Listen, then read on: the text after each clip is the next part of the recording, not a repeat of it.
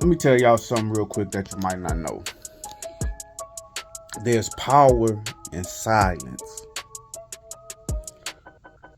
There's power in silence. What do I mean by that? I learned a long time ago, when you're the type of person who goes around always talking about what they'll do in a certain situation, what they're going to do if somebody says this, does this, says that, does that. Always professing how they are going to handle a situation. Now, they may have full intentions on handling those situations that way, but I'm going to show you the problem with that. Once you put it out there so much, that's now the standard that you will be held to. And every situation may not call for the type of response that you said over and over and over and over and over again that you're going to give. It boxes you in. It limits the possibilities of your reaction to something that happened.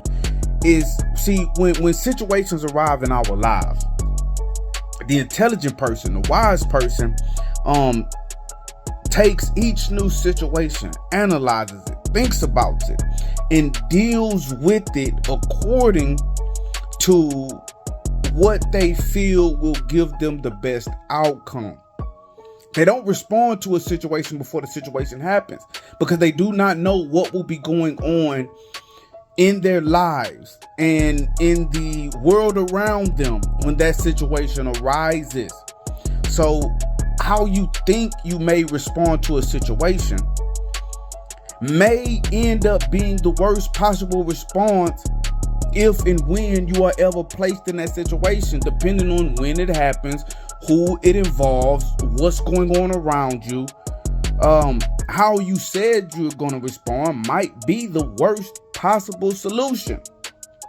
But since you said so much, how you would respond, now it's almost like you're obligated to respond that way. And even when you don't respond that way, you could be responding the wise and the intelligent way.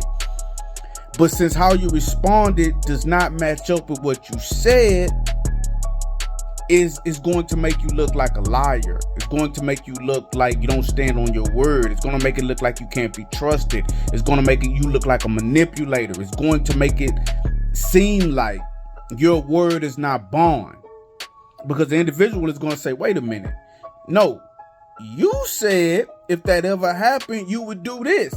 And no matter what you try to explain, yeah, well, when it happened, I was on my way to go pick up my kids from school, so I couldn't. And hey, no, wait. I heard you over and over and over again talking about what you would do in that situation. You never said, but if I'm going to pick up my kids, I won't react like that. You said you would react like this. And when the situation happened, you didn't react like that. And it just makes you look bad. It chips away at your credibility. And on the flip side, if you say it so much, the situation arises, and if you respond how you said you would respond, will have a negative impact on your life, but you, trying to be true to your word, responds in a way that has a negative impact on your life, you just have to, you do what they call crashing out. Now you crash out because you said you would do it, so you do it regardless of the consequences. And even then, it's a lose-lose situation, because people are going to say, well, Matthew stood on his word. Matthew said he was going to do that, and Matthew did it. But now Matthew's dead. But now Matthew lost his children. CPS got involved. But now Matthew's wife left him. But now Matthew's in jail. But now Matthew has a fine. But now Matthew was tased by the police. You understand I'm going? The negative effects can happen. In life, when situations arise, there are a countless amount of possibilities of how the situation can go. It's a countless amount of possibilities. So you don't want to lock yourself into one possibility before the situation arises. It's better to stay silent. Listen more than you speak. And even if in your mind you're thinking, hey, you know what? If I'm ever in that situation, this is what I'm going to do. You may not want to say that because that could put you in a bad position. And people can use it against you. When you're so adamant about, if this ever happens to me, this is how I'm going to respond, then the individual that wants to manipulate you, you just gave them the keys. They know, okay, if I orchestrate this scenario, Matthew is going to respond like this. And so what they do is not even about the scenario.